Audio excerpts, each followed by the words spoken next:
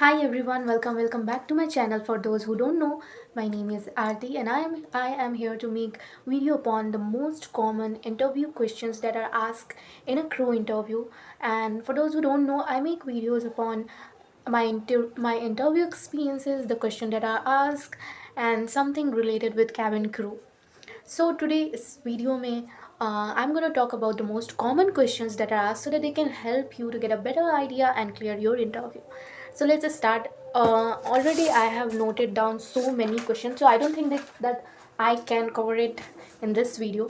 So obviously दूसरी video आएंगे, दूसरे पार्ट्स आएंगे, and if you insist me, अगर आप चाहेंगे तो um, I have no issue in making, अपनी आंसर मैं आपको भी बता सकती हूँ. So let's start the video without wasting our time. So first question, be it like interview or कोई भी, be it any job, the first question that the HR asks is introduction. Also sometimes they twist the question like tell me about your story. They can also ask in place of give your introduction. So you don't have to be confused that this is something another. कि कहने का मतलब है कि आप अपना परिचय दीजिए, इंट्रोडक्शन दीजिए. तो this is the first question जो कि आपको अच्छे से कॉन्फिडेंटली प्रिपेयर करना है. Second question is the most common. आप किसी भी एयरलाइन में why do you want to be a cabin crew. इसमें एक चीज़ जो मैंने सीखी है वो मैं बताना चाहूँगी कि never ever tell the recruiter that what is benefiting you from the company. Do not tell them that I'll get to travel, or maybe I love traveling so I am joining this. They don't want that. They want to see what you can do for the company, not what you are benefiting from the company. Recruiter wants you to see कि आप क्या कर सकते हो उनके लिए. ये तो कभी मत बताना because I am here for salary, the perks never ever say that कि आपको ये पर्क्स मिलेंगे इसलिए आप ज्वाइन कर रहे हो. They just want to see how comfortable you are with the airline, how much you can sacrifice for the airline. So you can say that I love helping people, I love assisting people instead of I love traveling and all. So इनको ऐसा नहीं लगना चाहिए कि आपको बहुत benefit हो रहा है इसलिए आप ज्वाइन कर रहे हो. तो ये होना चाहिए. Moving on to the next question is roles and responsibility of a cabin crew. That was asked in my second interview. What is the role and responsibility. इसमें मैं बोलना चाहूँगी कि don't jump into the question directly. You have to say that the role and you have to start your answer like the roles and responsibility of a cabin crew is very much important for the smooth operation of the flight. So the priority and the first priority of a cabin crew is to take care of the safety of the passenger. So you can say something like that. Don't jump into the answer like this is the roles and responsibility. तो it will more sound like कि आप रट के आए हो. तो ऐसा तो नहीं लगवाना है उन्होंने कि हम रट के आए हैं. आपको ऐसा लगवाना है कि हमें इंग्लिश फ्लुएंट आती है भले ही हम वो पढ़ के आए हैं वहाँ से. सो डायरेक्ट आंसर से नहीं शुरू करना. पहले बताना कि ये चीज़ें इंपॉर्टेंट हैं और उसके बाद धीरे धीरे जंप इनटू द आंसर और उसके बाद frame your answer. Why do you want to join aviation? This is one more important question. Aviation. मैंने क्या किया था कि मैंने अपने जितने भी आंसर्स है I have prepared it from ChatGPT और मैं वही सजेस्ट करूँगी. जो भी क्वेश्चन है going to ChatGPT. I cannot say you कि कितना उसने मुझे हेल्प किया है. ChatGPT has like best framed answer I have ever seen. और मैंने जितने भी आंसर लिखे हैं with the help of ChatGPT. तो आप उसमें एविएशन इंडस्ट्री के बारे में पढ़ सकते हो कि एविएशन इंडस्ट्री क्या. एविएशन इंडस्ट्री में काम करके रोज़ एक नया एक्सपीरियंस मिलता है, रोज़ कुछ ना कुछ सीखने को मिलता है. Okay, it's a big opportunity to grow. And as a fresher I would love to start my career in aviation industry because it will help me to grow. Something like that आप add करके बोल सकते हो. And then they will also ask you what is your strength and weakness. Strength and weakness. Strength तो आप बता दोगे but weakness में I would like to add do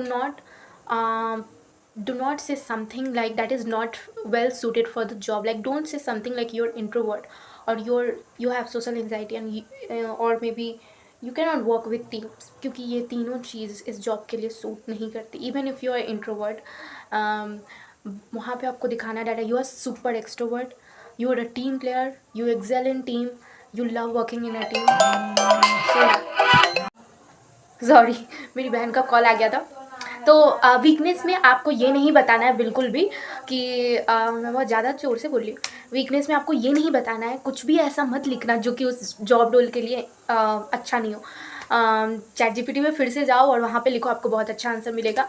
और ऐसा कुछ भी ऐसा लिखो ना वीकनेस जिसको एक पॉजिटिव वे में रिप्रेजेंट कर सको आप। जैसे कि आई कैन नॉट से नो टू पीपल, ये एक अच्छी चीज़ है उस एयरलाइन के लिए, क्योंकि आप नो नहीं कह सकते किसी को, तो ये तो अच्छी बात है उनके लिए।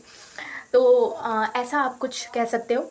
और स्ट्रेंथ तो लिख लोगे, बट वीकनेस में try to do not write something too negative about yourself. So वो चीज़ वो देखते हैं। सेकेंड क्वेश्चन मैं बात करूँ तो नेक्स्ट क्वेश्चन वो आपसे पूछ सकते हैं, talk about your personal achievement. जो भी आपने रिज्यूमे में मेंशन किया हो कि मैंने इस प्रोजेक्ट पे काम किया, या फिर आपको एक मेडल ही क्यों ना मिला हो, एक गेम ही क्यों ना खेला आपने एक डांस किया होगा, उसका सर्टिफिकेट क्यों ना पड़ा हो, आई थिंक आपको वो सब अपने रिज्यूमे में डाल देना चाहिए अगर आपने किया है तो।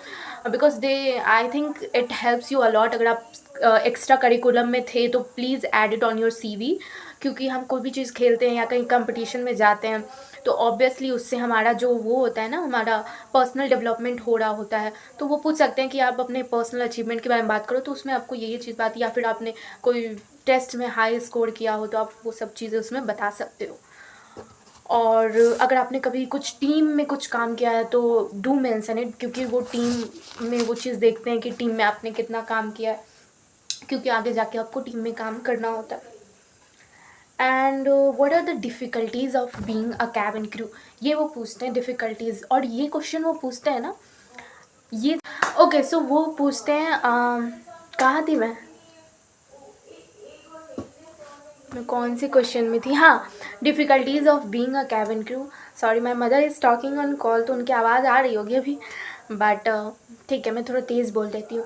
सो वो बोलते हैं कि डिफ़िकल्टीज़ बताने के लिए वो बिल्कुल I got to know about this from a YouTuber, और मे बी इंस्टाग्राम पेज से आपको ये पता चला, किसी फ्रेंड ने आपको बताया, या फिर आपके कोई रिलेशन में है जो एविएशन में काम करते हैं उनसे पता चला, तो आप ये उसमें अच्छे से डिस्क्राइब कर सकते हो। और ऑल्सो वो पूछते हैं अगर आप रिजेक्ट हो जाते हो ना, तो नेक्स्ट इंटरव्यू में वो पूछेंगे कि is this your first time, तो आप बोलोगे कि नहीं ये मेरा फर्स्ट टाइम नहीं है, तो वो पूछते हैं कि तो आपने अपने अंदर क्या इम्प्रूव किया है, तो ये आपको अच्छे से एक्सप्लेन करना होता है। तो मोस्टली मैंने जो सुना था, एक लड़की थी उन्होंने बताया था कि I have worked on my communication skill and for, और ऐसे करके उन्होंने डिस्क्राइब किया था। तो आप ये बता सकते हो कि कम्युनिकेशन स्किल इंप्रूव करने के लिए आपने क्या क्या किया है। तो आप ऐसे बोल सकते हो कि मैंने मिरर टॉक करना स्टार्ट किया, and I started writing, I started listening to podcast, I started reading novels and this and that. ये सब करके आप उसे और थोड़ा लंबा बना के बोलना है, ऐसे मत बोलना कि I have worked on my communication skill, ऐसे नहीं, आपने क्या क्या किया कम्युनिकेशन स्किल वो एक्सप्लेन करना वहाँ पे, तो that would sound better. Next question मैं बताती हूँ, what is your plan B, ये वो पूछते हैं। इसमें आप कोई प्लान बी है आपका तो आप बता सकते हो। मतलब कि ग्राउंड स्टाफ वगैरह में जाना अगर आपको पसंद है तो आप वो बता सकते हो, बट नेवर एवर से कि मुझे कोई और जॉब करनी है। Never ever say that. अगर आप एक ही चीज़ के लिए, अगर आप कैबिन क्रू के लिए अप्लाई कर रहे हो तो उन्हें ऐसा बता सकते हो आप कि I am a person who likes to plan thing ahead and cabin crew is my ultimate goal and there is no plan B, I have always thought of becoming a cabin crew. और however if I don't get this job, I'll definitely like to be connected with the aviation, definitely like to be connected with the aviation industry, so I would choose a ground staff role. तो ऐसे करके आप frame कर सकते हो। मेरा answer एक ऐसा ही है, मैंने बनाया था।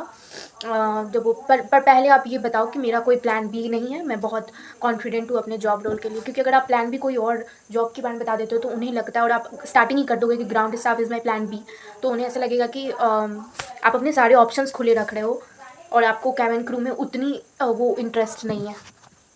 Okay, moving ahead to the next important, they will also ask you about what are your hobbies. So मैं ये जो भी क्वेश्चन बता रही हूँ, these are some personal questions.